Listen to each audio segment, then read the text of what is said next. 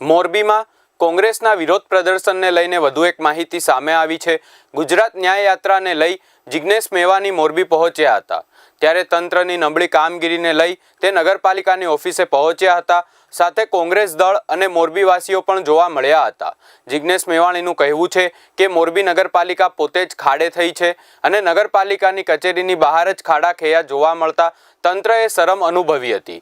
મોરબીના રોહિદાસપરામાં ખરાબ રોડના પ્રશ્નને જિગ્નેશ મેવાણીની આગેવાનીમાં ઉગ્ર રજૂઆત કરવામાં આવી હતી। તેમજ સાથે આવેલા પ્રદર્શનકારીઓ સાથે મળીને જિગ્નેશ કચેરી આગળ ધરણા ધર્યા હતા અને કહ્યું હતું કે જ્યાં સુધી લેખિત બાહેધરી નહીં મળે ત્યાં સુધી તેઓ ત્યાંથી ઊભા નહીં થાય। આજ સુધી મોરબીના લોકો નગરપાલિકાએ ઘરખમ ધક્કા ખાઈ રહ્યા છે, હવે તંત્રને જાગૃત થવું જ પડશે। અમે મોરબી ઝૂલતા બ્રિજના ભોગ બનનારા લોકો માટે 9 ઓગસ્ટથી ગુજરાત ન્યાય યાત્રા માટે મોરબી આવેલા અને પત્રિકા વિતરણ દરમિયાન અમે જે મોરબીનો નજારો જોયો છે, ભ્રષ્ટાચાર સિવાય કંઈ નથી। જેને કહેવાય કે ખાડે ગયેલું તંત્ર કેવું હોય એ ગુજરાતમાં અને દેશમાં કોઈએ જોવું હોય તો મોરબી નગરપાલિકાનું કામ જોવા માટે આવવું જોઈએ।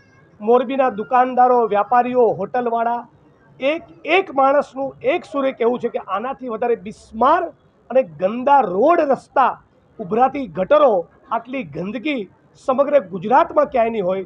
જે મોરબી નગરપાલિકામાં ઊભો રહીને અત્યારે હું તમારી સાથે વાત કરી રહ્યો છું, એના માથા ઉપરથી આ ફ્લોરિંગનો બધું સામાન પડે એટલી ભયંકર પરિસ્થિતિ છે। મોરબી નગરપાલિકાની અંદર કાદવ અને કીચડ છે, એટલે કાદવ, કીચડ અને ગંદકીમાં સડવા માટે જાણે મોરબીની જનતાને મૂકી દીધી હોય એવી ભયંકર પરિસ્થિતિનું નિર્માણ નગરપાલિકાના કર્મચારીઓ, પ્રમુખ અને ભાજપના નેતાઓની સાંઠગાંઠ અને એમના ભ્રષ્ટાચારના પાપના કારણે થયું છે।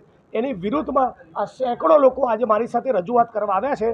ધારાસભ્ય શ્રી જિગ્નેશભાઈ મેવાણી સાથે જે લોકો આવ્યા છે તેમાં મોટાભાગે વીસીપરા, રોહિદાસપરા, લાતી પ્લોટ એ બધા વિસ્તારોમાંથી રજૂઆતો મળી છે, જેમાં રોડ રસ્તા બાબતની છે। ચોમાસાના લીધે જે વરસાદી પાણી ભરાવાના અમુક પ્રશ્નો આવ્યા છે, ગટર વારંવાર ઉભરાવાની ને એવી રજૂઆતો આવી છે, તો તે તમામ અમે નોંધી છે અને તેના પર ત્વરિત કાર્યવાહી થાય તે પ્રકારની સૂચના અમે આપી છે।